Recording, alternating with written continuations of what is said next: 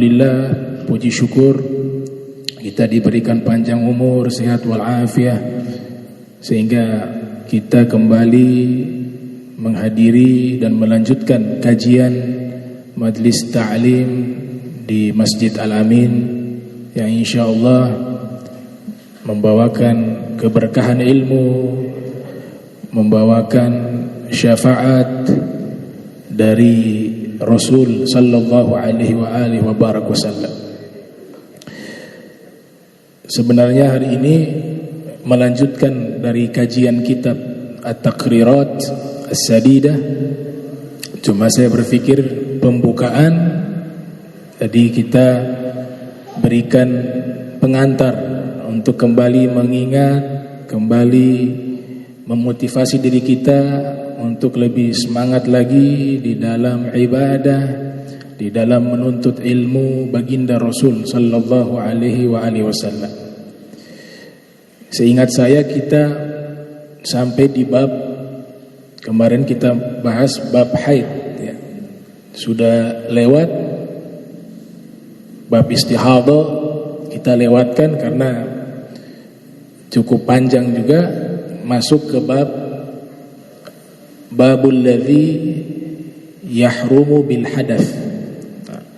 Bab yang membahas hal-hal yang haram bagi orang yang berhadas. Nah, itu nanti pertemuan berikut kita bahas di situ. Sekalian kita bawakan juga masalah istihadah di pembahasan tersebut. Ada tradisi yang dilakukan oleh Izzuddin Ibn Abdissalam, ulama yang dikenal dengan julukan Sultanul Ulama. Sultan itu artinya raja, rajanya para ulama di zaman tersebut. Ulama ini terkenal sebagai seorang ulama yang pakar di bidang fikih dan usul fikih. Kelahiran tahun 577 Hijriah, lahir di Damaskus di Suriah, wafat di Mesir di Qahirah, Kairo pada tahun 660. Ada satu fawaid yang beliau ajarkan di dalam masalah membaca kitab.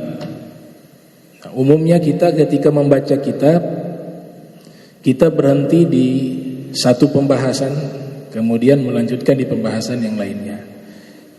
Kalau untuk berhenti, kita berhentinya di satu pembahasan namanya bab. Biasanya dibuat satu tema menggunakan kata babul ladzi yahrumu bil hadath.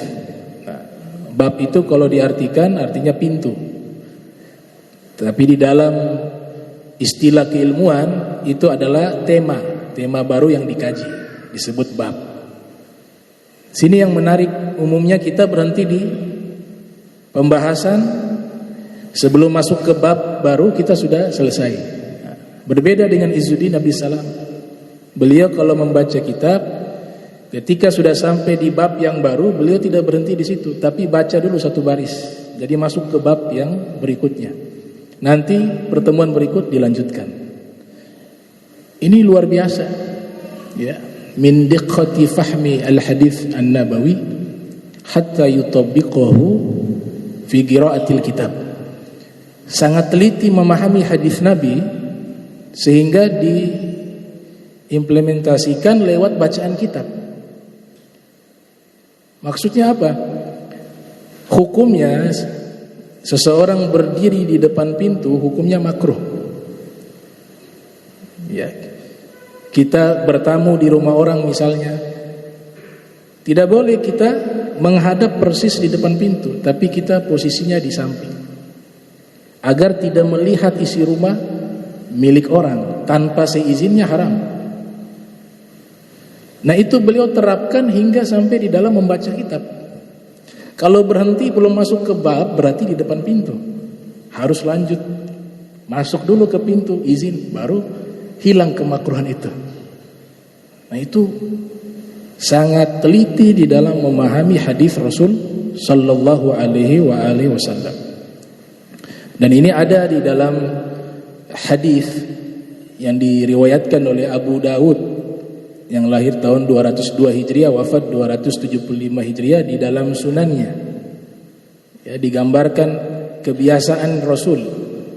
Karena kalau menginformasikan dan mengabarkan Nabi, Ibnu Qudamah Al-Maqdisi yang lahir tahun 541, wafat 620 Hijriah, mengatakan maknanya adalah aglabiyatun Nabi, karena mengabarkan kebiasaan Nabi gitu. Jadi karena Rasul sallallahu alaihi wasallam idza ata baba qaumin lam yastakbil al-baba min tilqa'i wajhihi. Kebiasaannya Rasul sallallahu alaihi wasallam apabila mendatangi rumah seorang sahabatnya, itu beliau tidak menghadapkan wajahnya di depan pintu rumah tersebut.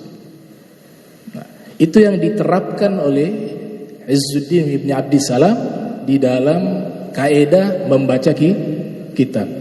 Walaupun hukumnya tidak ada masalah, tapi begitulah ulama-ulama yang tabahhur fil ilm, yang sangat dalam ilmunya, mereka membiasakan sunnah Nabi bukan hanya di dalam kehidupan mereka, tapi di dalam membaca kitab juga mereka berusaha untuk ittiba dengan isyarat-isyarat sunnah dari Nabi Muhammad sallallahu alaihi wasallam.